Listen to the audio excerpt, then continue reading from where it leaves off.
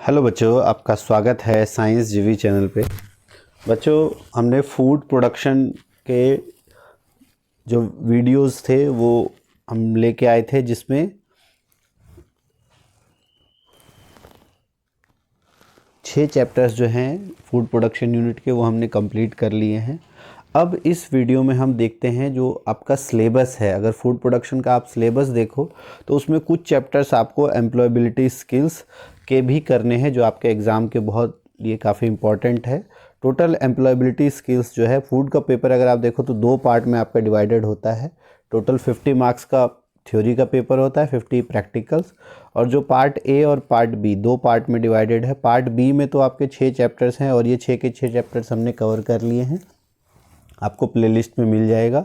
और ये इसके मार्क्स है कि किस चैप्टर से कितने मार्क्स का पेपर आपका आता है। तो टोटल 40 मार्क्स का जो थ्योरी का एग्ज़ाम आएगा आपका वो इसमें से आएगा, और 10 मार्क्स जो है वो आपका एम्प्लॉयबिलिटी स्किल से आएगा। और ये 10 मार्क्स सिर्फ 3 चैप्टर से आते हैं, एक self management, information and communications और एंटरप्रेन्योरियल स्किल। तो 3 चैप्टर हम आपको करवा देंगे एग्ज़ाम से पहले। और आज हम कोशिश करेंगे आपका ये सेल्फ मैनेजमेंट स्किल्स, और प्रैक्टिकल जो है वो आपके 50 मार्क्स के होते हैं। और ये सब्जेक्ट आपके लिए बहुत इम्पॉर्टेंट है, क्योंकि अगर बाय चांस किसी अदर सब्जेक्ट में आपके मार्क्स सही नहीं हो पा रहे हैं या पास आप नहीं हो पा रहे हो, तो ये सब्जेक्ट आपको पास करवाने में बहुत हेल्प करेगा। और साथ ही साथ आपके मार्क्स बढ़ाने में भी, अगर आपके बाकी सब्जेक्ट्स में अगर किसी भी एक सब्जेक्ट में मार्क्स थोड़े कम आ रहे हैं तो ये सब्जेक्ट्स ओवरऑल आपके मार्क्स को इंक्रीज़ करने में बहुत हेल्प करेगा। तो एक तो आपके मार्क्स बहुत अच्छे हो जाते हैं, और प्लस बाय चांस अगर आप किसी एक सब्जेक्ट में दिक्कत आती है आपको, तो ये आपका रिज़ल्ट जो है वो पास करवा पाएगा। तो ये चैप्टर, ये जो सब्जेक्ट है इसको बहुत इम्पॉर्टेंट आपको ध्यान देना है। फूड प्रोडक्शन, ये जिसे खाद्य उत्पादन हिंदी मीडियम में हम कहते हैं। तो आज हम स्टार्ट करेंगे जो एम्प्लॉयबिलिटी स्किल्स है उसका यूनिट 2 सेल्फ मैनेजमेंट स्किल्स 2। अच्छा, एक और चीज़ इसमें आप देख लो, प्रैक्टिकल एग्ज़ाम्स जो है वो आपका 35 मार्क्स का होता है, और फील्ड विजिट आपका 15 मार्क्स का। टोटल आपका 100 मार्क्स का पेपर होता है। ये 50 मार्क्स ये प्रैक्टिकल्स हो गए, और थ्योरी आपका 50 मार्क्स का होता है। तो स्टार्ट करते हैं आज का हमारा चैप्टर। आज का हमारा चैप्टर है सेल्फ मैनेजमेंट स्किल्स, जो कि यूनिट 2 है, और इससे आपके 3 मार्क्स का पेपर आना है। तो इसको थोड़ा डिटेल में पढ़ेंगे हम। तो स्व प्रबंधन कौशल, तो इसके जो हमारे ऑब्जेक्टिव्स है, लर्निंग ऑब्जेक्टिव्स क्या हैं हमारे। तो सबसे पहला कि तनाव को कैसे हम, जो अलग अलग चीज़ों से तनाव आता है, स्ट्रेस आता है, उसका प्रबंधन कैसे करें। आत्म जागरूकता, कि आपको अपनी ताकत और कमजोरियों के बारे में पता हो, उसका विश्लेषण कैसे करें। और सेल्फ मोटिवेशन, स्व प्रेरणा का मतलब होता है सेल्फ मोटिवेशन। और स्वनियमन, कि आपको अपने आप अपना लक्ष्य निर्धारण करना है। और समय प्रबंधन। ये टोटल 6 टॉपिक हैं आपके, 5 टॉपिक हैं जो कि इस चैप्टर में इन ऑब्जेक्टिव्स को लेके हम पढ़ेंगे। तो अगर सबसे पहले बात करें परिचय, तो स्व प्रबंधन को आत्मनियंत्रण, सेल्फ कंट्रोल या स्वनियमन भी कहा जाता है। मतलब क्या है कि जब कोई व्यक्ति अपनी भावना, मतलब कोई भी आपके विचार हैं, आपका व्यवहार कैसा आप दूसरों के साथ बिहेव करते हो, ये अलग अलग कंडीशंस या परिस्थिति में प्रभावी ढंग से व्यक्त करने की क्षमता हो, कि कैसा जिस प्रकार का आपके सामने सिचुएशन आए उस प्रकार से आप प्रभावी ढंग से अपने आप को व्यक्त कर सको। इसी को हम कहते हैं आत्मनियंत्रण या स्वनियमन। तो इसमें स्वयं को प्रेरित करना और व्यक्तिगत और तथा शैक्षिक लक्ष्यों की दिशा में कार्य करना शामिल है। कि अभी आप 10th क्लास में हो तो आपको खुद को प्रेरित रखना है कि आपको क्या क्या करना है सब्जेक्ट में, किस सब्जेक्ट में कितना पढ़ना है, ताकि आपके और अच्छे मार्क्स आ सकें। इसको पढ़ने के बाद आप आगे क्या करोगे और क्यों पढ़ना है आपको, किस लिए पढ़ना है, ये सारी चीज़ें। इसके अलावा भी बहुत सारी चीज़ों का खुद पे नियंत्रण करना, स्वयं को अपने आप को मोटिवेट करते रहना। और इससे आपका क्या है, व्यक्तिगत और शैक्षिक दोनों लक्ष्य जो हैं वो पूरे होते हैं। अगर हम देखें, दृढ़ आत्म प्रबंधन कौशल वाले छात्र ही, जिनमें अपना आत्म प्रबंधन बहुत अच्छा होता है, जो अपने आप को कंट्रोल बहुत अच्छा कर पाते हैं, सेल्फ मैनेज अच्छा कर पाते हैं, तो सेल्फ मैनेज में समय प्रबंधन आता है कि आप अपना टाइम अच्छे से यूटिलाइज कर सको, अपने जो काम है उस पर ध्यान केंद्रित कर सको। विद्यालय में आप आओ और घर पर पढ़ाई में दूसरों का सहयोग करना, पढ़ाई में अच्छे प्रदर्शन सहित अन्य गतिविधियों को प्रभावी ढंग से कर पाते हैं। और इसके अतिरिक्त स्व प्रबंधन या सेल्फ मैनेजमेंट की अगर हम बात करें तो जीवन के हर क्षेत्र में बहुत लाभदायक सिद्ध होता है। अब स्व प्रबंधन या सेल्फ मैनेजमेंट, खुद को मैनेज करना, आत्मनियंत्रण करना, इसके क्या क्या मुख्य बातें होती हैं? तो अगर हम देखें जीवन में सभी क्षेत्रों में अच्छा प्रदर्शन करने के लिए अनुशासन, डिसिप्लिन, समयबद्धता जो कि है टाइम पंक्चुअलिटी, लक्ष्य निर्धारण और समस्या समाधान की क्षमता, और लास्ट है टीम वर्क कि टीम के में मिलकर एक साथ आप काम कर सको। ये कुछ ऐसे कौशल है जिसमें आपको निपुण होने चाहिए, और जो भी व्यक्ति ये क्षमताएं विकसित कर लेता है वो जीवन के सभी क्षेत्रों में बहुत बेहतर प्रदर्शन कर पाता है, अलग अलग क्षेत्रों में। अब अगर हम देखें जीवन में सफल होने के लिए आपको कौन कौन से कौशलों में निपुण होना चाहिए, तो सबसे पहला है स्व जागरूकता या सेल्फ अवेयरनेस, कि आपको अपने बारे में पता होना चाहिए कि आपकी पसंद नापसंद, आपकी कमजोरी क्या है, आपकी ताकत क्या है, आपको किस चीज़ से गुस्सा आता है, किस चीज़ से आपको खुशी मिलती है, किस सब्जेक्ट में आप कमज़ोर हो, किस सब्जेक्ट में आप अच्छे हो, किसको कितना टाइम देना है, किसको कम टाइम देना है। तो ये सारी चीज़ों के बारे में, खुद के बारे में जागरूक रहना। तो जब व्यक्ति अपने आप को जान पाता है, मतलब अपनी पसंद नापसंद, ताकत कमजोरियों, इन सब को समझ पाता है, उसी को हम कहते हैं सेल्फ अवेयरनेस, स्व जागरूकता। फिर है सेल्फ कंट्रोल या स्व नियंत्रण। तो ये क्या होता है? जब व्यक्ति अपने व्यवहार और अनुशासन आदि को नियंत्रित कर लेता है, कि अपने व्यवहार को, अनुशासन, डिसिप्लिन में रहे, अपना बिहेवियर अकॉर्डिंग टू सिचुएशन उसको कंट्रोल कर सके। जैसे बहुत बार आपको गुस्सा भी आ रहा हो लेकिन आप परिस्थिति को देख के गुस्सा ना करो। तो ये सारी कंट्रोल जो है ये सब स्व नियंत्रण से आता है। उसके बाद है आत्मविश्वास, या जिसे हम कहते हैं सेल्फ कॉन्फिडेंस। तो आपको अपने ऊपर विश्वास रखना है कि आप कोई भी कार्य कर सकते हो। यहाँ एक आता है ओवर कॉन्फिडेंस और सेल्फ कॉन्फिडेंस। यहाँ बहुत इंपॉर्टेंट, बहुत थिन लाइन होता है इसमें बहुत। तो इसमें आपको ओवर कॉन्फिडेंट नहीं होना है, सेल्फ कॉन्फिडेंट रहना है। अब इसमें फ़र्क क्या है कि जैसे कोई चैप्टर है वो आप अच्छे से कर सकते हो, ये कोई काम है आप कहोगे कि हाँ ये मैं कर सकता हूँ, लेकिन अगर आप कह दोगे कि नहीं ये मेरे जैसा कोई नहीं कर सकता, तो वो हो जाता है आपका ओवर कॉन्फिडेंस। तो ओवर कॉन्फिडेंस नहीं होना चाहिए, सेल्फ कॉन्फिडेंस होना चाहिए कि आप कोई भी काम कर सकते हो। और जोखिम भी आप ले सकते हो, आपको अपने ऊपर होना चाहिए कि हाँ हम ये जोखिम भी लेने से डरते नहीं हैं, अगर आपको अपने ऊपर आत्मविश्वास होगा। तीसरा है समस्या को हल करना, चौथा है समस्या को हल करना स्किल या प्रॉब्लम सॉल्विंग स्किल। तो समस्या को पहले समझना होता है, फिर उसके बाद स्टेप बाय स्टेप चरणबद्ध तरीके से उसे हल करना, ये भी जो जीवन में सफल होने के लिए बहुत ज़रूरी है। तो कोई भी समस्या आपके सामने आए उसको पहले समझो कि समस्या की जड़ क्या है, कैसे उसको सही किया जा सकता है। तो चरणबद्ध तरीके से उसको हल करना होता है। फिर है स्व प्रेरणा, सेल्फ मोटिवेशन। ये क्या होता है कि बहुत बार आप बाहर की किसी चीज़ को देख के मोटिवेट होते हो, या कोई आपको काम करना है तो आप देखते हो कि आपके कोई दोस्त ऐसे हैं या आपके कोई सीनियर, कोई टीचर इस तरह हैं तो आपको वैसे बनना है, तो वो मोटिवेशन होता है बाहर की तरफ देख के। लेकिन आपको मोटिवेशन खुद से आना चाहिए, बिना किसी बाहरी प्रेरणा स्रोत के स्वयं ही प्रेरित होना कि मुझे ये करना है, मुझे अच्छे से पढ़ाई करनी है, खुद अपने फैमिली के लिए कुछ करना है। तो ये सब मोटिवेशन जब आपको खुद आने लगे तो वो तब आप समझ लो कि आप जीवन में सफल होने के राह में आगे बढ़ चुके हो। तो सेल्फ मोटिवेशन एक बहुत ज़रूरी स्किल है। नेक्स्ट है व्यक्तिगत स्वच्छता, या जिसे हम कहते हैं पर्सनल हाइजीन। तो स्वच्छता, जैसा कि स्वच्छता में आपको हम कहते हैं कि स्वच्छता ही सेवा है। तो स्वयं को आप साफ, स्वच्छ, स्वस्थ और स्मार्ट, आप अपने आसपास या अपने आप को स्वच्छ रखोगे तो आप स्वस्थ भी रहोगे, और स्वस्थ रहोगे तभी आप बाकी चीज़ें कर पाओगे। तो इसलिए अपने आप को आपको साफ, स्वच्छ, स्वस्थ और स्मार्ट बनाए रखना होता है। ये सभी पर्सनल हाइजीन या व्यक्तिगत स्वच्छता में आता है। फिर उसके बाद एक बहुत इम्पॉर्टेंट है आपका सकारात्मक सोच। सकारात्मक सोच क्या होता है कि पॉजिटिव थिंकिंग, कि आप कठिन से कठिन परिस्थितियों में अपना हौसला बनाए रखो और नकारात्मक विचारों को पनपने नहीं देना है, नेगेटिविटी नहीं रखनी। बाय चांस कुछ आपके जीवन में कुछ गलत भी हो जाता है, कुछ सिचुएशंस ऐसी आती हैं जो आपके फेवरेबल नहीं है, तब भी आपको पॉजिटिव थिंकिंग बना के रखनी है। नहीं, इसके बाद ज़रूर कुछ अच्छा होगा। और नकारात्मक विचार, अगर कुछ गलत विचार आते हैं आपके दिमाग में तो उसको पनपने नहीं देना। उसके बाद है टीम के रूप में कार्य करना।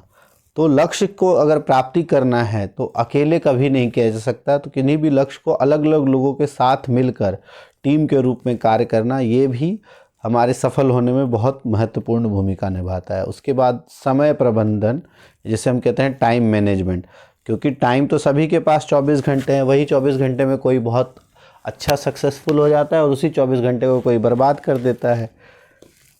तो बहुत बार आपको लगता है कोई इतना कैसे पढ़ रहा है, 10 घंटे 12 घंटे कैसे पढ़ रहा है, जबकि 24 घंटे ही सबके पास है। तो वो सारा खेल टाइम मैनेजमेंट का है कि आपको अपना टाइम अच्छे से मैनेज करना है, अच्छे से प्रबंधन करना है कि निर्धारित समय आपको पहले, इसका सबसे बेस्ट तरीका है कि आप एक दिन पहले ही अपना अगला दिन प्लान करो कि आपको क्या क्या चीज़ें आगे करनी है।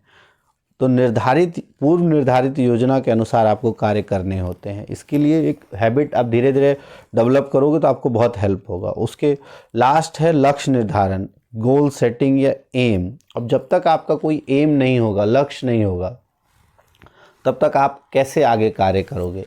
तो लक्ष्य आपको पता होना चाहिए कि हाँ, मुझे ये लक्ष्य पाना है, ये यहाँ तक पहुँचना है, तभी आप सही तरीके से अपना समय प्रबंधन भी कर पाओगे। तो लक्ष्य निर्धारण भी एक बहुत इम्पॉर्टेंट है कि किसी कार्य को निश्चित समय सीमा में पूरे करने के लिए लक्ष्य आपको निर्धारित करना पड़ेगा। तो ये 10 कौशल हैं जो सफल होने के लिए जीवन में बहुत आवश्यक है। और ये आप सभी जितने भी स्टूडेंट्स हैं उनको ये 10 के 10 कौशल को अपने अंदर इसमें निपुण होना चाहिए आपको। तो सबसे पहला है तनाव प्रबंधन। अगर हम देखें तो स्ट्रेस मैनेजमेंट। तनाव क्या होता है? ऐसी मानसिक स्थिति जो कि हमारे मन पर शारीरिक, मानसिक और सामाजिक दबाव के द्वारा बनती है। या तो मानसिक दबाव हो आपके ऊपर, या शारीरिक दबाव कब होता है? जब आपको बहुत ज़्यादा प्रेशर फील होता है अपने शरीर पे, या सामाजिक दबाव। तो हर व्यक्ति को बाल्यावस्था से ही अनेक प्रकार के तनाव से गुजरना पड़ता है। और तनाव की अगर हम बात करें तो बहुत ज़्यादा प्रतिस्पर्धा, कंपटीशन के और अधिक हो पाने की होड़, इसके अलावा आर्थिक कठिनाइयाँ, पैसों की कमी के कारण, पैसों की तंगी के कारण, और व्यक्तिगत और व्यावसायिक संबंधों में कटुता, कि ये तो आपके दोस्तों से कभी लड़ाई हो जाए, या जहाँ आप काम कर रहे हो वहाँ पे कोई दिक्कत हो जाए, या स्कूल में आपके दोस्तों से लड़ाई हो जाए, आपके घर में भाई से लड़ाई हो जाए, या कुछ दिक्कत हो जाए। तो ये सारे व्यक्तिगत और व्यावसायिक संबंधों में कटुता और रुग्णावस्था आदि का परिणाम है तनाव। ठीक है, तो तनाव वह मानसिक स्थिति है जो कि मन, शारीरिक, मानसिक और सामाजिक दबाव द्वारा बनती है, और अलग अलग चीज़ों के कारण, लाइक प्रतिस्पर्धा के कारण, कंपटीशन के कारण, आर्थिक कठिनाइयों के कारण, इन सब के कारण ये बनता है। तनाव की अगर हम बात करें तो 2 प्रकार भी होते हैं तनाव के। पहला, जिसका प्रभाव सकारात्मक होता है, कि अगर मान लो आपको टेंशन है कि मेरे मार्क्स कैसे कम आएंगे तो मैं पढ़ लूँ, तो उसकी वजह से जो आपको तनाव होगा तो उस तनाव में आप पढ़ोगे, तो वो ऐसा तनाव कहलाता है सकारात्मक तनाव। इसको हम अनुकूल दबाव भी कहते हैं। तो जिस दबाव का प्रभाव या जिस तनाव का प्रभाव सकारात्मक हो उसे कहते हैं अनुकूल दबाव। जैसे अगर आपके पेरेंट्स आपको बोल रहे हैं पढ़ने के लिए या कोई भी काम करने के लिए, वो बोल रहे हैं जो आपके लिए फ़ायदेमंद है, तो उस समय तो आपको दिक्कत लगेगी कि ये काम मैं क्यों करूं, लेकिन उसका बेनिफिट आपको पॉजिटिव जब दिखेगा, तो ऐसे दबाव जिसका प्रभाव जो है वो सकारात्मक हो उनको हम कहते हैं अनुकूल दबाव। और जिसका प्रभाव आपके शरीर पे, मन पे और स्वास्थ्य पे प्रतिकूल पड़े, कि आप या तो आपका तबीयत खराब हो जाए, या आपके सर दर्द होने लगे, टेंशन रहने लगे ज़्यादा से ज़्यादा, तो ऐसे दबाव को हम कहते हैं प्रतिकूल दबाव। तो 2 तरह के दबाव, अनुकूल दबाव और प्रतिकूल दबाव। और हर व्यक्ति अपनी अपनी समझ और सामर्थ्य के अनुसार तनावपूर्ण स्थितियों का सामना करने के लिए कोई ना कोई तरीका अपनाता ही है, और इसे तनाव के निपटने की रणनीति या डिफेंस मैकेनिज्म कहते हैं। और हम बात करें मनोवैज्ञानिकों के अनुसार, चेतन रूप से मतलब जब आप धीरे धीरे बड़े होते हो, सोच समझकर यदि तनाव से निपटने के कुछ उपाय अपनाए जाए तो व्यक्ति आसानी से तनाव मुक्त हो सकता है। कि अगर आप सोच समझकर कुछ स्टेप्स लो, कुछ तरीके हैं, उससे आप तनाव से आसानी से मुक्ति पा सकते हो। हालांकि स्कूलों में भी आप देखते होगे माइंडफुलनेस होता है, वो भी इसका एक बहुत इम्पोर्टेंट, तनाव क्यों माइंडफुलनेस किया जाता है, क्योंकि आप आते हो, क्या क्या स्ट्रेस है आपको अलग अलग, घर पे, घर का, अपने आसपास का, आप स्कूल में आते हो, जब आप माइंडफुलनेस करते हो तो बहुत सारा आपका तनाव कम होता है। तो उसी तरीके से तनाव के क्या क्या टिप्स हैं तनाव प्रबंधन के, वो अब हम इसमें बात करेंगे। तो सबसे पहला है कि तनाव उत्पन्न करने वाली स्थितियों और उनके समाधान के विषय में अपने मित्र और परिजनों से, परिवारजनों से बात करने से अक्सर क्या होता है, तनाव काफ़ी हद तक कम हो जाता है। ये एक बहुत इंपॉर्टेंट बात है। अगर आपको कोई भी तनाव या टेंशन है तो जब तक आप बात नहीं करोगे मित्रों से, अपने दोस्तों, अपने परिवारजनों से, तो उन सब से बात करने से क्या है कि आपका तनाव जो है वो थोड़ा सा कम हो जाता है। कहते हैं ना, दुख बांटने से कम हो जाता है। तो वही चीज़ है कि तनाव भी बांटने से आपको काफ़ी हद तक उसको कम किया जा सकता है। दूसरा है नियमित रूप से कुछ विशेष प्रकार के योगा। हाँ, योगा एक बहुत महत्वपूर्ण क्रिया है जिसके द्वारा आप अपना स्ट्रेस कम कर सकते हो, और उससे क्या होता है, आपके शरीर में जो ऑक्सीजन है उसकी पूरी सप्लाई होती है, आपका मन शांत होता है। अगर आप प्राणायाम वगैरह करो या थोड़ी देर ध्यान करो, मेडिटेशन करो, तो उससे क्या होता है कि आपका मन शांत होता है और तनाव कम होता है। तीसरा है कोई ऐसी अभिरुचि या हॉबी वो आपको विकसित करना चाहिए जिसमें आपको मन लगे, कि जो आप खाली समय में कर सको और आपको व्यस्त रखे। और ऐसा करने से आपको क्या है, तनाव आने वाली परिस्थिति पर ध्यान नहीं जाता। जैसे आपको खेलना बहुत पसंद है तो बहुत स्ट्रेस आए तो थोड़ा खेल लो, आपको कोई भी काम करना, ड्राइंग करना पसंद है तो ड्राइंग कर लो। तो अलग अलग चीज़ें जब आप करोगे अपने रुचि के हिसाब से, तो आपकी अलग अलग परिस्थितियों में जब करोगे तो आपका तनाव काफ़ी कम हो जाएगा।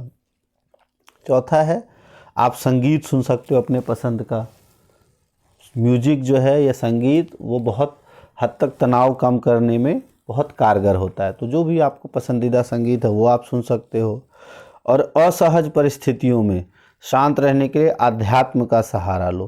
कि अब ऐसी परिस्थितियां आ जाए जिसमें आप कुछ नहीं कर सकते हो, आपको फंसा हुआ महसूस लगे कि अब ना मैं इधर कुछ कर पा रहा हूँ ना इधर कुछ कर पा रहा हूँ, तो आप ध्यान का, योग का और अलग अलग श्वसन के तरीके उसका या अध्यात्म का भी सहारा ले सकते हो। भगवान के सामने कुछ देर बैठ सकते हो, उससे भी तनाव थोड़ा कम होता है।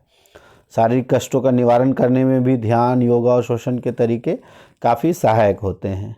छठा है ज्ञानवर्धक और प्रेरणादायक पुस्तकें पढ़ने की आदत विकसित करें। तो पुस्तकें हमारी सबसे अच्छे मित्र होते हैं, जैसा कि हमको पता है।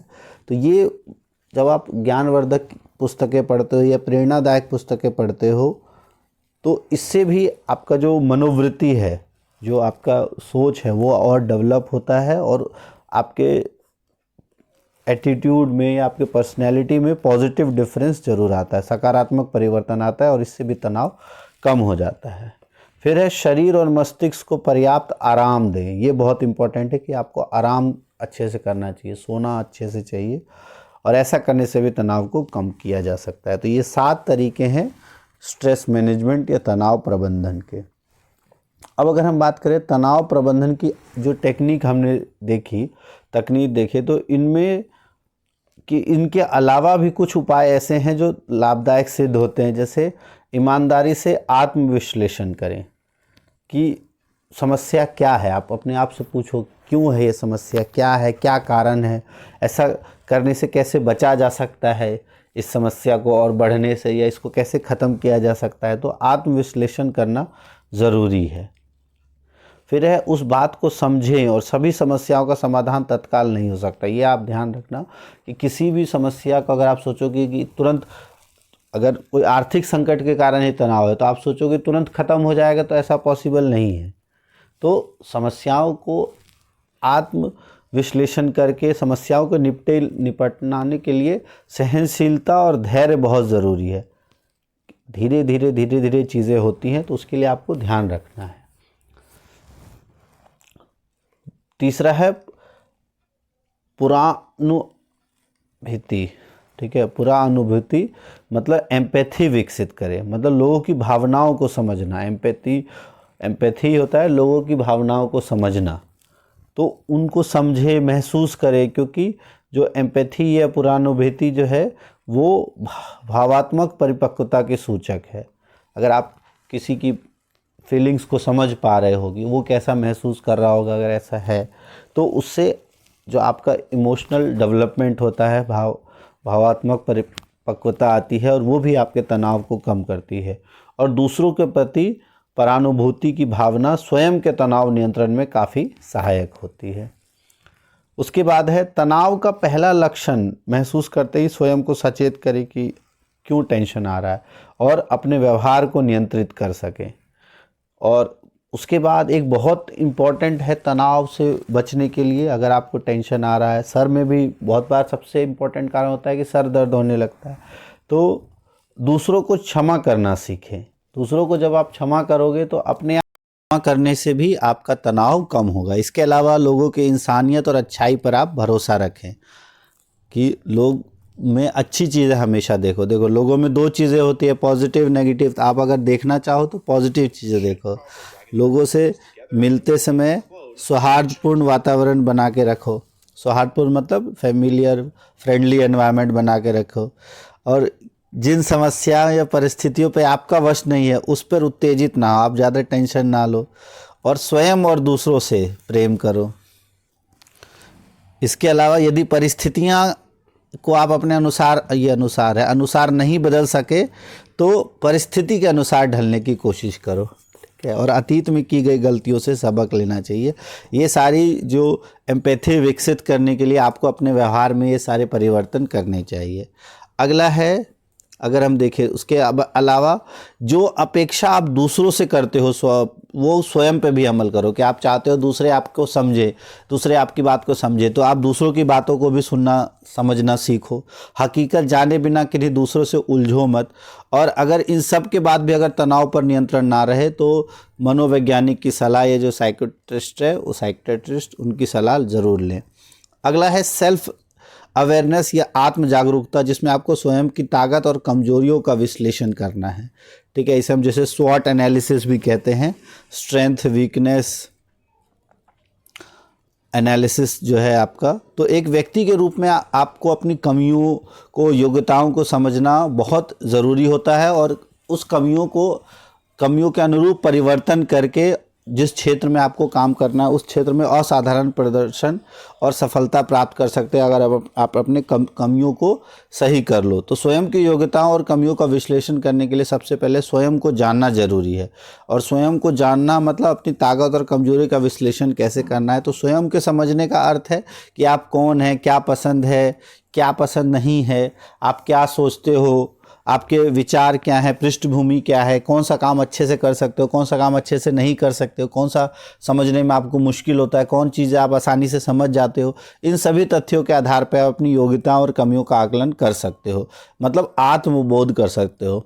सेल्फ अवेयर, अपने भीतर की शक्ति के बारे में आप जान सकते हो, छिपी हुई प्रतिभा के बारे में, अपने कौशल के बारे में, अपनी कमियों के बारे में आप जानना, इसी को हम कहते हैं स्वयं को जानना। अब ताकत क्या होता है, जिसके चलते कोई भी कार्य आप अच्छी तरह से कर पाते हो। अगर आपके जैसे मैथ्स अच्छा है तो आप कैलकुलेशंस अच्छा कर सकते हो, तो ये सब चीज़ें आपकी ताकत होगी। यही कहीं आपको मेमोरी पावर अच्छी है, आप चीज़ें याद अच्छी रखते हो, तो हिस्ट्री वगैरह आप बहुत आसानी से याद कर लेते हो, तो अपनी ताकत देखो कि आपकी क्या ताकत है। और कमजोरियाँ जिसके चलते अगर आप किसी चीज़ में पीछे हो, कोई कार्य को अच्छे से नहीं कर पा रहे हो, तो उसमें सुधार के क्या क्षेत्र हैं। तो कमजोरियां का मतलब होता है आप सुधार के क्षेत्र, आपकी कमजोरियां नहीं होती, उसमें आपको काम करने की ज़रूरत होती है। हर व्यक्ति में बहुत सारी ताकत और कमजोरियां होती है, जिसके कुछ उदाहरण जैसे यहाँ दिया हुआ है कि मैं लोगों की भावनाओं को समझ सकता हूँ, तो ये स्वयं की ताकत हो गई। स्वयं को किसी खतरे से बचा सकता हूँ, घर में के काम में माता पिता की मदद कर सकता हूँ, पढ़ाई में अच्छा हूँ, ये सारे ताकत के उदाहरण। कमजोरी जैसे जंक फूड खाने से नहीं रोक पाता हूँ, जल्दी गुस्सा हो जाना, हिसाब किताब नहीं कर पाना, कमज़ोर होना, या लड़कियों से बात करने में झिझक महसूस होती है, ये भी एक तरह से कमजोरी होती है। तो अपनी ताकत और कमजोरियों के सही आकलन के आधार पर कोई व्यक्ति यह तय कर पाता है कि वो क्या करने में सक्षम है और क्या करने में नहीं, और इसी आधार पर वो खुद को बेहतर बनाने का प्रयास करता है और अपने प्रदर्शन में सुधार लाएगा। और जब उसके प्रदर्शन में इम्प्रूवमेंट होगा, सुधार आएगा, तो उसमें आत्मविश्वास भी बढ़ता है। अब अगला है अपनी ताकत और कमजोरियों को पहचानने के तरीके क्या क्या हैं। तो सबसे पहले अपनी ताकत को पहचानने का क्या तरीका है, सबसे आप पहले देखो कि किस में अच्छे हो और किस में अच्छा कर सकते हो, और दूसरे आपके बारे में क्या भाव रखते हैं, क्या विचार रखते हैं, और क्या आपने कुछ अच्छा या क्या बुरा लगता है, उनसे ज़रूर पूछो। तो बहुत बार क्या होता है, हमें अपने बारे में नहीं पता होता है कि हमारे अंदर क्या अच्छाई है क्या बुराई है, लेकिन दूसरे क्योंकि ऑब्जर्व करते हैं आपको, तो वो आपको बता सकते हैं। तो दूसरे से पूछो आपको कि क्या आपको उनके अनुसार आपको क्या लगता है, आपके अंदर क्या ताकत है और क्या कमियां हैं, और उनको पूरे दिल से स्वीकार करो। बहुत बार क्या होता है कि कोई आपकी ताकत बताता है तो आप बहुत खुश होते हो, लेकिन जब आपकी कोई कमजोरी बताने लगता है तो आप उससे गुस्सा हो जाते हो, कहता है इसको कुछ नहीं पता है। तो ऐसा नहीं होता है। अगर किसी से भी आप रियल फीडबैक लोगे तो वो आपको नेगेटिव और पॉजिटिव अगर अच्छे से बता रहा है तो वो आपके लिए बेनिफिशियल ही है, आपके लिए फ़ायदेमंद ही है, क्योंकि आप जो आपकी नेगेटिव चीज़ें हैं उसके बारे में आपको पता चल रही होंगी जो आम तौर पर नहीं पता चल पाती हैं। तो इसलिए अगर आपकी अपनी तारीफ़ सुनना पसंद है तो अपनी बुराई भी सुनना आपको आना चाहिए, और उसको फिर आप सुधार सकते हो। अगला है अपनी कमजोरियों को पहचानना। तो ये भी वही है कि जहां आप संघर्ष करते हो, जो आपको मुश्किल लगता है, और दूसरे आपके प्रति जो प्रतिक्रिया समझने का प्रयास करें, दूसरों की क्या प्रतिक्रिया है आपके प्रति, क्या कमजोरी है आपके अंदर। ये सबसे इम्पोर्टेंट होता है कि दूसरों से एक बार ज़रूर पूछा जाए। और स्वयं को छोटा महसूस किए बिना, वही नहीं, स्वयं को छोटा महसूस किए बिना दूसरे की प्रतिक्रिया को खुले मन से ले और कमजोरियों को स्वीकार कर उन्हें सुधारने का प्रयास करें। अब इन निम्न प्रश्न के आधार पर कोई व्यक्ति अपनी ताकत और कमजोरियों का आकलन कर सकता है। जैसे, क्या मैं दूसरों से अलग कैसे हूँ, अगर आप दूसरों से अलग हो तो कैसे हो, अन्य लोग आपको में क्या पसंद करते हैं, दूसरों से क्या आप बेहतर कर सकते हो, भविष्य में क्या करना चाहिए, किस विषय पर चिंता और संघर्ष करना है, मुझे अक्सर दूसरों से सुधार के लिए क्या सलाह मिलती है, और अन्य लोग कहाँ, कैसे और क्यों मुझसे बेहतर प्रदर्शन कर पाते हैं, अगर कर पाते हैं तो। उसके बाद है रुचि और क्षमता। ये बहुत इंपॉर्टेंट है इंटरेस्ट और एबिलिटीज़ में। तो रुचि मतलब वह भाव जिसमें आपको कोई कार्य करने में आनंद आता है, जिसके कारण वह कार्य आप बार बार बिना बोर हुए लंबे समय तक कर सकते हो, वो होता है आपका इंटरेस्ट। और क्षमता क्या होता है कि कोई भी प्राकृतिक या अर्जित की गई शक्ति जिसकी मदद से आप कोई भी कार्य बेहतर ढंग से कर पाते हो, भले ही वह कार्य करने में आपको आनंद की अनुभूति हो या ना हो, लेकिन वो आप कर सकते हो आसानी से, अच्छे से, तो वो आपकी हो जाती है क्षमता। अब अगला है सेल्फ मोटिवेशन। सेल्फ मोटिवेशन या स्व प्रेरणा की जब आप उस भीतर की शक्ति से है। सेल्फ मोटिवेशन क्या होता है, आपकी इंटरनल एनर्जी, इंटरनल मोटिवेशन जो व्यक्ति को कोई भी कार्य करने के लिए प्रेरित करता है। स्वयं आप उस कार्य, कोई भी कार्य करने के लिए स्वयं को प्रेरित आप अपने आप करते हो, तो वो होता है सेल्फ मोटिवेशन। और सेल्फ मोटिवेशन से आपको अपने लक्ष्य प्राप्त करने, खुशी महसूस करने, जीवन की गुणवत्ता में सुधार करने हेतु के लिए प्रेरणा मिलती है। और बाहरी कारक पे नहीं, बल्कि ये मन की आवाज़, जैसे आप कहते हो ना, मन की आवाज़ पर निर्भर करती है। जैसे खेलने के समय के दौरान भी पढ़ाई करना ताकि कक्षा में प्रथम आया जा सके, ये अगर आप सोचते हो कि हाँ खेलने के दौरान भी अगर कोई समय आप निकाल सको, या किसी खेल में निपुणता हासिल करने के लिए आप विद्यालय जाने से काफ़ी पहले उठकर प्रशिक्षण करो, ट्रेनिंग करो, और उसके लिए फिर विद्यालय उसके बाद तैयार होके जाओ, तो उसमें क्या होता है कि वो आप अपने आप, वो आपको अंदर से मोटिवेशन आ रहा है, सेल्फ मोटिवेशन उसी को कहते हैं। उसके बाद है अलग अलग व्यक्ति को अलग अलग बातों और अलग अलग परिस्थितियों में स्व प्रेरणा आती है, सबके लिए सेम नहीं होता है। और स्व प्रेरणा, ये प्रेरणा के जो प्रकार है दो तरीके का होता है, एक होता है इंट्रिंसिक, होता है एक्सट्रिंसिक। इंट्रिंसिक के अंदर आंतरिक जो आपको अपने अंदर से आ रही है, और एक्सट्रिंसिक जब आप बाहर किसी को देखते हो ये कर रहा है तो इसको ऐसी चीज़ें हुई हैं तो मुझे भी ये ऐसा करना चाहिए, तो वो होता है आपका बाहरी प्रेरणा। तो आंतरिक प्रेरणा का मतलब होता है कि जो भीतर से आए, जब किसी कार्य को करने की शक्ति या उसकी प्रेरणा शक्ति व्यक्ति के अंदर से आती है तो उसे आंतरिक प्रेरणा कहते हैं। जब अपनी खुशी से या अपनी इच्छा से कोई कार्य कर रहा हो तो उसे आंतरिक प्रेरणा के कारण वह कार्य कर रहा होता है। और किसी व्यक्ति द्वारा किसी खेल या कार्य में अधिक कुशलता प्राप्त करने के लिए सर्वश्रेष्ठ प्रदर्शन का, जैसे मान लो आपको फर्स्ट आना है तो आपको खुद पता है कि मुझे बहुत पढ़ना पड़ेगा तो मैं फर्स्ट आऊँगा या मेरे इतने % नंबर आ जाएंगे, तो उसके लिए आपको खुद ही अंदर से मोटिवेशन आता है पढ़ने का। ये सामाजिक स्वीकृति प्राप्त करने के उद्देश्य में लिप्त रहना, ये सब आंतरिक प्रेरणा का उदाहरण है। एक्सट्रिंसिक के बाहरी प्रेरणा का उदाहरण है कि जब किसी कार्य को करने की जो प्रेरणा शक्ति आपको बाहरी कारकों द्वारा आती है। जैसे अगर कोई आप काम करोगे तो आपको पुरस्कार मिलेगा, प्रशंसा होगी, समाज में ऊंचा स्थान मिलेगा, या अगर कोई काम सही से नहीं कर पाओगे तो दंड मिलेगा, बदनामी हो सकती है। तो ये सारे बाहरी प्रेरणा का उदाहरण है, और बाहरी प्रेरणा के उदाहरण का हर व्यक्ति पर अलग अलग प्रभाव पड़ता है, जरूरी नहीं है सभी उसी तरीके से रिएक्ट करें। अगला है जो स्वप्रेरित व्यक्ति है, उनकी क्या क्या विशेषताएं होती है। अगर आप उनको देखो तो वो स्पष्ट रूप से जानते हैं कि उन्हें जीवन में क्या चाहिए और क्या करना है। अपने लक्ष्य के प्रति वो बिल्कुल एकाग्र रहते हैं। जो उनका लक्ष्य है, जो लाइफ में उन्होंने सोचा हुआ है, उसको प्रति बिल्कुल फोकस रहते हैं। अपने दिमाग में यह बात स्पष्ट रहती है कि लक्ष्य प्राप्ति के लिए क्या क्या करना है, कब करना है, कैसे करना है, और लक्ष्य प्राप्ति करने के लिए हर जोखिम को उठाने के लिए तैयार रहते हैं और अपने लक्ष्य के लिए पूरी तरह समर्पित रहते हैं। अब है स्वप्रेरित कैसे रहे, आप सेल्फ मोटिवेशन कैसे रहो। तो सबसे पहले वही आपको अपनी ताकत को पहचानना है कि अगर अपनी ताकत, अपनी पसंद नापसंद पहचान को पहचानने के बाद आपको कौन सी कार्य करने में ज़्यादा संतुष्टि मिलती है, तो वो आपकी ताकत अगर आप पहचान लोगे तो सबसे पहला इंपॉर्टेंट वो होता है। उसके बाद लक्ष्य निर्धारित कर लो आप, और फिर उस पर केंद्रित रहना है।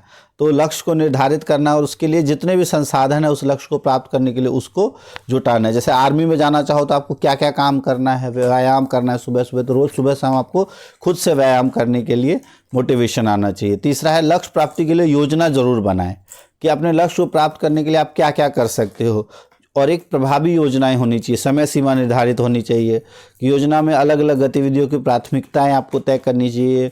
जैसे किसी एंट्रेंस एग्जाम में सफल होना है तो उस परीक्षा के अलग अलग विषयों के अनुरूप आपको अपना समय विभाजित करके तैयारी करना, ये इस तरह का है योजना बना के। चौथा है लक्ष्य के प्रति ईमानदार रहें।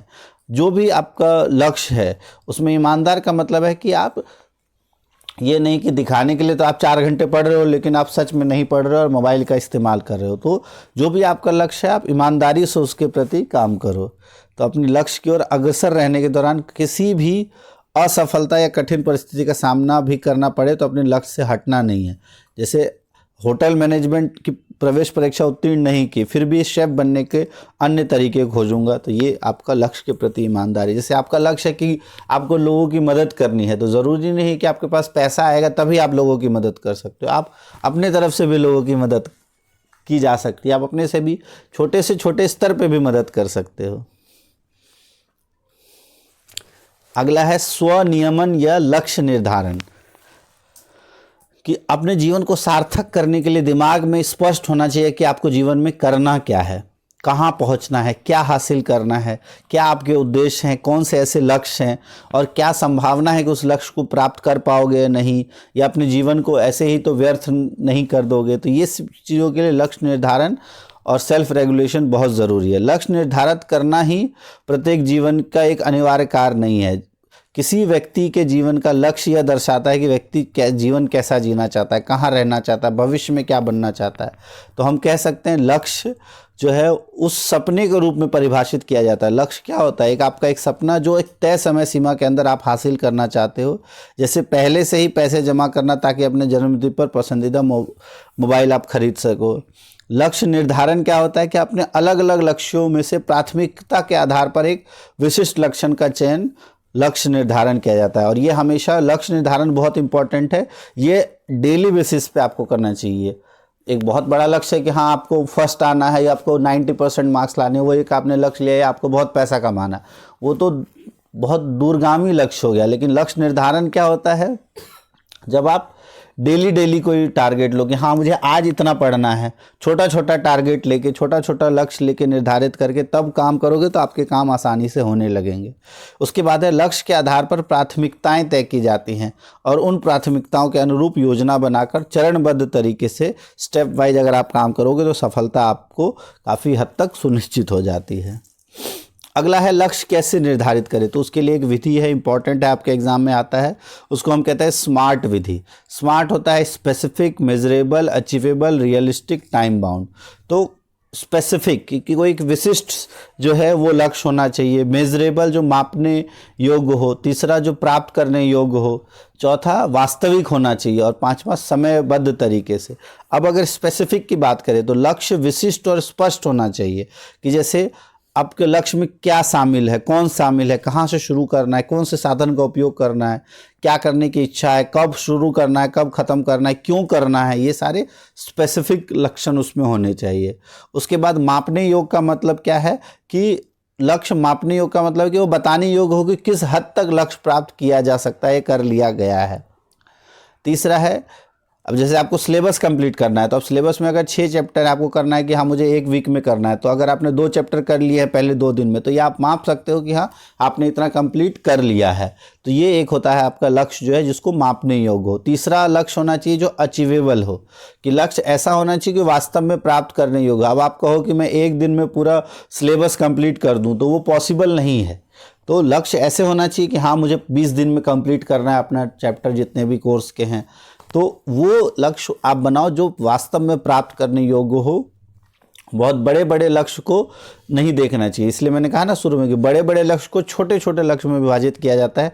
यदि आप स्कूल के शिक्षक बनना चाहते हो तो पहले आपको 12th पास करनी होगी, फिर उसके बाद ग्रेजुएशन की डिग्री करनी होगी, उसके बाद बीएड करना होगा, फिर आपको शिक्षा के क्षेत्र में नौकरी मिल सकती है। तो छोटे छोटे टारगेट्स लो, अचीवेबल टारगेट्स लो, तभी आप काम कर सकते हो। चौथा है यथार्थवादी या रियलिस्टिक हो, कि जो लक्ष्य प्राप्त किया जा सके। जैसे अगर आप सुबह यह लक्ष्य निर्धारित करते हो कि आज शाम तक आप पूरे वर्ष का पाठ्यक्रम पढ़कर ख़त्म कर दोगे, तो यह आप शाम तक नहीं कर पाओगे। तो यहाँ रियलिस्टिक नहीं है, यह वास्तविक या यथार्थवादी नहीं है ऐसा लक्ष्य। लेकिन आप ये कर सकते हो कि हाँ मैं आज एक सब्जेक्ट के 5 चैप्टर कंप्लीट करने की कोशिश कर सकता हूँ, तो बिल्कुल आप कोशिश कर सकते हो। उसके बाद है समय बाउंड, समय बद्ध या टाइम बाउंड।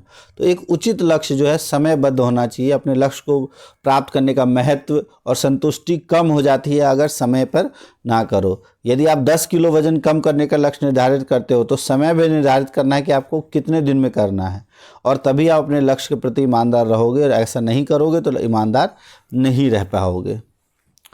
अगला है स्वनियमन में समय प्रबंधन। तो एक हमने पढ़ लिया लक्ष्य निर्धारण, दूसरा है समय प्रबंधन, जिसे हम कहते हैं टाइम मैनेजमेंट। ये बहुत ही इंपॉर्टेंट है कि कम से कम समय में अधिक से अधिक कार्य संपन्न करना ही क्या कहलाता है, समय प्रबंधन। सरल शब्दों में कहा जाए तो समय का सर्वोत्तम उपयोग ही समय प्रबंधन है। कि समय एकमात्र ऐसा संसाधन है जो सभी के पास बराबर है। सभी के पास दिन में 24 घंटे होते हैं और सभी अपने अलग अलग ढंग से कार्य करते हैं। उसी 24 घंटे में कोई बहुत अच्छा काम कर लेता है, कोई चाह के भी कुछ अच्छा काम नहीं कर पाता। वो सारा किसके ऊपर डिपेंड करता है, टाइम मैनेजमेंट या समय प्रबंधन पे। यदि समय का सही प्रबंधन ना किया जाए तो हर संभव प्रयास के बावजूद भी व्यर्थ बीत जाएगा। चाहे कितना भी प्रभावशाली हो, व्यक्ति कितना भी प्रभावशाली क्यों ना हो, वो समय को ना ही रोक सकता है, ना ही उसकी गति तेज कर सकता है, ना ही धीमी कर सकता है। तो जो आज की हमारी भाग दौड़ भरी ज़िंदगी है उसके में समय, सीमित समय के अंदर बहुत सारी जिम्मेदारियों का निर्वहन करना पड़ता है। ऐसी स्थिति में समय प्रबंधन और भी महत्वपूर्ण हो जाता है और व्यक्ति को अपने क्षेत्र में सफल होने के लिए समय प्रबंधन कौशल विकसित करना बहुत ज़रूरी है। समय प्रबंधन व्यक्ति को कार्य के साथ साथ विश्राम, मनोरंजन के अवसर भी प्रदान करता है। और समय प्रबंधन के जो मूल सिद्धांत है वो क्या है कि व्यस्त होने की अपेक्षा परिणाम पर ध्यान केंद्रित करना। कि चाहे आप 2 घंटे ही पढ़ रहे हो लेकिन उस 2 घंटे को आप अच्छे से पढ़ रहे हो। ये नहीं कि आप देखने के लिए 4 घंटे पढ़ रहे हो और यहाँ पे आप ओपन कर लिया बुक आपने और 4 घंटे बाद आप बैठ कर जो है वो किताबें बंद करी है, लेकिन उस 4 घंटे में आपका ध्यान नहीं है, कभी आप मोबाइल चला रहे हो, कभी और कोई काम कर रहे हो, तो वहाँ पर समय प्रबंधन सही तरीके से नहीं हो रहा है। उससे बेटर है आप 2 घंटे ध्यान लगा के पढ़ो और बाकी 2 घंटे जो आपको काम करना है वो कर लो।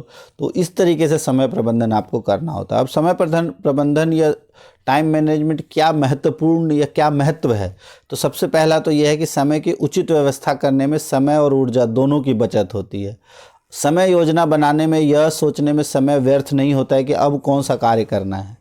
ये सबसे इम्पॉर्टेंट है कि आपको सुबह सुबह उठ के आपको क्या करना है वो आपके पास टारगेट होना चाहिए और टाइम मैनेजमेंट होना चाहिए कि हमको ये समय पे ये काम करना है, ताकि एक काम जब आपका फिनिश हो तो उसके बाद ये सोचना ना पड़े कि अब आप कौन सा कार्य करना है।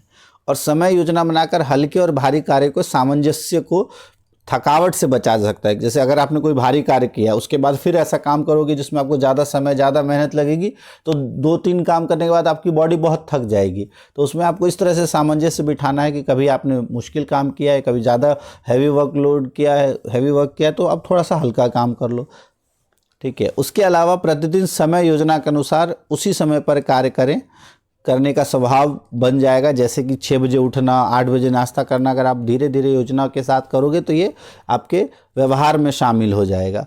और समय योजना बनाने से क्या होता है कि परिवार के सभी सदस्यों को अवकाश का समय मिलता है, जिसका सदुपयोग आप अपनी खुशी से जैसा चाहो वैसा कर सकते हो। महत्वपूर्ण कार्य आपके नहीं छूटते हैं। कोई इम्पोर्टेंट कार्य है और अगर आपने टाइम मैनेजमेंट किया हुआ है तो आप आसानी से कर सकते हो, उससे संबंधित कोई परेशानी भी सामने नहीं आती है। इसके अलावा बहुत सारे कार्य एक साथ नहीं होते। ऐसा नहीं है कि 10 काम मुझे एक साथ ही कर लेना है। तो अगर आप टाइम मैनेजमेंट किया हुआ है तो सारे कार्य जो है वो इकट्ठे नहीं होते। और अनावश्यक या गैर जरूरी गतिविधियां अगर व्यक्ति के उपलब्ध समय के एक बड़े हिस्से का उपयोग करती है। बहुत बार क्या होता है कि जो आपके लिए आवश्यक नहीं है, जैसे रील्स देख रहे हो, आपके लिए कोई ज़रूरी नहीं है लेकिन रील्स देखना आप अपना समय बर्बाद कर रहे हो। तो समय प्रबंधन करने से आप जो किए जाने वाले कार्य की प्राथमिकता तय कर सकते हो। और जो गैर जरूरी कार्य है, अब ठीक है रील्स देखने में आपको मज़ा आता है तो उसको आधा 1 घंटा देखो, टाइम मैनेजमेंट करके देखो। तो ऐसा करने से उत्पादकता या प्रोडक्टिविटी में आपके सुधार होता है। अगला है एक प्रभावी समय प्रबंधन योजना के द्वारा निर्धारित लक्ष्य की अपेक्षाकृत आसानी से प्राप्त कर सकते हो। अगर आप प्रभावी समय प्रबंधन करोगे तो जो भी निर्धारित लक्ष्य है उसको आसानी से हम प्राप्त कर सकते हैं। फिर है समय का प्रबंधन करने से आराम और मनोरंजन के लिए खाली समय मिल सकता है और हमेशा सम्मान की दृष्टि से देखा जाता है अगर आप समय के अनुरूप कार्य कर लोगे। और अगर समय पे आपके सारे काम होंगे तो कार्य का बोझ भी कम होगा और आपको चिंता भी कम होगी और प्रेशर भी आपके ऊपर कम आएगा, स्ट्रेस भी कम आएगा। अब समय प्रबंधन के क्या 4 चरण हैं, अगर हम उसकी बात करें इफेक्टिव टाइम मैनेजमेंट के, तो पहला है कि व्यवस्थित रहना है, ऑर्गेनाइज्ड रहना है, कि हर व्यक्ति अपने दैनिक क्रियाकलापों में पहले से योजना और समय सारणी बनाकर अनुरूप कार्य करता है। तो वस्तुओं को प्रयोग करने के बाद उसी जगह पर रख देना है जैसे उठाया। तो ऐसा करने से क्या होता है कि बहुत बार दोबारा आपको यूज़ करना हो तो आसानी से चीज़ें मिल जाती है और समय की भी बचत होती है। दूसरा है प्रायोरिटाइज, मतलब प्राथमिकता देनी है कि आपको कौन सा काम पहले करना है, कौन सा काम बाद में करना है। कि जैसे अगर खेलने का समय निकालना है तो उससे पहले आप ज़रूरी है कि आप अपना होमवर्क कंप्लीट कर लो, उसके बाद खेलने का समय करो। तो ये सारी चीज़ें करने से क्या होता है, प्राथमिकता देने से आपके महत्वपूर्ण कार्य पहले समाप्त हो जाते हैं। और अगर बाय चांस आपको गैर जरूरी कार्य करने के लिए समय ना भी मिले तो आपको दिक्कत नहीं होती, आपको खुद एक पॉजिटिव रहता है कि हाँ मैंने एक काम कर लिया। तीसरा है नियंत्रण या कंट्रोल।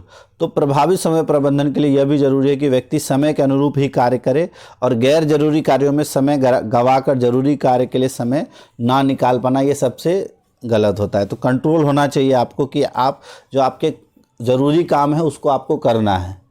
अगर आपको पहले होमवर्क करना है, पहले पढ़ना है, या जो समय के अनुसार, जैसे संडे है तो चलो ठीक है उस दिन आप खेल सकते हो थोड़ा, लेकिन बाकी दिन है तो उस दिन आप पहले पढ़ाई पे फोकस करो। फिर है समय का हिसाब रखना, कि यदि दिन भर की गतिविधियां और उन पर किए गए जो व्यय किए गए समय है उसका हिसाब रखते हो। मतलब अब दिन के अंत में देखो कि आपने जो जो टारगेट रखा था सुबह में और रात में आपके क्या क्या टारगेट्स पूरे हुए। ज़रूरी नहीं है कि 100% पूरे होंगे ही होंगे, बिल्कुल नहीं होंगे। कभी हो सकता है आपके 50% टारगेट्स पूरे हो, कभी हो सकता है 10% ही पूरे हो। लेकिन अगर आप धीरे धीरे टाइम मैनेज करके करोगे, टारगेट बनाते चलोगे और रात में या दिन के अंत में देखोगे आप उन टारगेट्स को कौन कौन सा कंप्लीट हुआ है, तो धीरे धीरे आपकी जो इफेक्टिविटी है वो बढ़ती जाएगी और ये परसेंटेज जो टाइम मैनेजमेंट का है वो बढ़ता जाएगा। और इस प्रकार से आकलन करने से अगले दिन का समय प्रबंधन ज़्यादा प्रभावी रूप से कर सकते हैं। फिर है प्रभावी समय प्रबंधन हेतु कुछ सुझाव क्या है कि पूर्व नियोजित कार्य या गतिविधि में देरी या उसे अगले दिन के लिए स्थगित ना करें। जो कहा जाता है ना, आज करे सो काल कर, काल करे सो परसों, वो नहीं करना है आपको। ये कबीर जी का दोहा, उसको आजकल उल्टा लोग पढ़ लेते हैं। पहले था काल करे सो आज कर, आज करे सो अब, पल में प्रलय होते है बहुरी करेगा कब। आजकल लोग लेकिन उसको उल्टा मतलब समझ लेते हैं कि आज करे सो काल कर, कल करे सो परसों, करने की क्या जल्दी है समय पड़ा है बरसों। तो आपको ऐसा नहीं करना है। ठीक है। उसके बाद है आपके द्वारा प्रयोग किए जाने वाले सामान और स्थान, जैसे कि अपना कमरा और स्कूल डेस्क इत्यादि को व्यवस्थित रखना है। जहाँ भी आप महत्वपूर्ण कार्य करें, संभव हो तो नो डिस्टर्ब जोन, मतलब ऐसा संभव कम ही हो पाता, लेकिन अगर संभव हो तो उसको ऐसा बना के रखो बाकी लोग उससे छेड़े ना उस जोन को। खाली बचे हुए समय का सदुपयोग करना है, रील्स नहीं देखना है, थोड़ा बहुत मोबाइल ही देखना है तो कुछ अच्छे मोटिवेशनल कोट्स देखो, कुछ अच्छे विचार या अच्छी कहानियाँ पढ़ो, मोटिवेशनल कहानियाँ, वो ज़्यादा बेटर है। फिर है टू डू, मतलब क्या काम करना है उसके लिए एक लिस्ट तैयार होनी चाहिए आपकी, और किए जाने वाले कार्यों की प्राथमिकता तय करनी है, उसके अनुरूप कार्य करना है। और व्यर्थ गतिविधियाँ में जो है कि अपेक्षा उत्पादक गतिविधियों को प्राथमिकता दे। टाइम वेस्ट करने वाले काम कम करने हैं और जो आपको फ़ायदा दे वो वाले काम ज़्यादा करने हैं।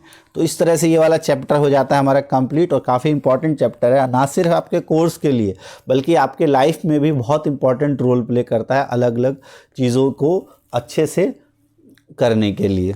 तो अभ्यास के कुछ प्रश्न देख लेते ज़रा। जैसे दूसरों को खुश किए बिना क्या आप क्या काम या पढ़ाई पूरी कर सकते हैं, तो उसको क्या कहते हैं, तो उसको वो स्व प्रेरणा के द्वारा किया जा सकता है। फिर है निम्नलिखित में से कौन सी प्रेरणा के प्रकार है, आंतरिक, इंटरमीडिएट, बाहरी, व्यापक, तो आपको पता है बाहरी और आंतरिक। फिर है रवि जो है वर्ष के अंत में सर्वश्रेष्ठ छात्र का पुरस्कार पाने के लिए कड़ी मेहनत करता है, तो ये किस प्रकार की प्रेरणा है, तो ये बाहरी प्रेरणा है। इसके बाद इन सब के आप आंसर इजीली लिख सकते हो। तो ये इस तरह से हमारा ये चैप्टर कंप्लीट हो जाता है। और अगर आपको ये अच्छा लगा हो तो वीडियो को लाइक ज़रूर करना, और इसके बाद आप कमेंट करना कि नेक्स्ट चैप्टर आपका कौन सा है। कोर्स के अकॉर्डिंग जो हमारे 3 चैप्टर्स आ रहे हैं वो हम ज़रूर करेंगे। तो जो आपके इस कोर्स में जो 10 नंबर का ये पेपर आना ना, ये आपका एंटरप्रेन्योरशिप का 10 नंबर का ही पेपर आएगा फाइनल में, तो उसमें से 2 से 3 नंबर का इस चैप्टर में, टोटल 3 चैप्टर है जिसमें से आपके 10 नंबर के आने हैं। तो वो हमने शुरू में डिस्कस किया, उसको आप अच्छे से देख लो, और इस तरीके से ये चैप्टर आपका कंप्लीट हो रहा है, इसको अच्छे से समझ लो। और ये चैप्टर कोर्स के लिए ही नहीं, आप अपने लाइफ के लिए भी पढ़ो। और इसके बाद अगर वीडियो अच्छी लगे या कोई आपका सजेशन हो तो कमेंट ज़रूर करना, और अब जल्दी ही मिलते हैं नेक्स्ट वीडियो में। थैंक्स फॉर वॉचिंग साइंस जीवी, और इसको अपने शेयर ज़रूर कर देना दोस्तों तक जिनके भी फूड प्रोडक्शन का चैप्टर सब्जेक्ट है, क्योंकि ये आपको पास कराने में बहुत महत्वपूर्ण भूमिका निभाएगा। Thanks for watching.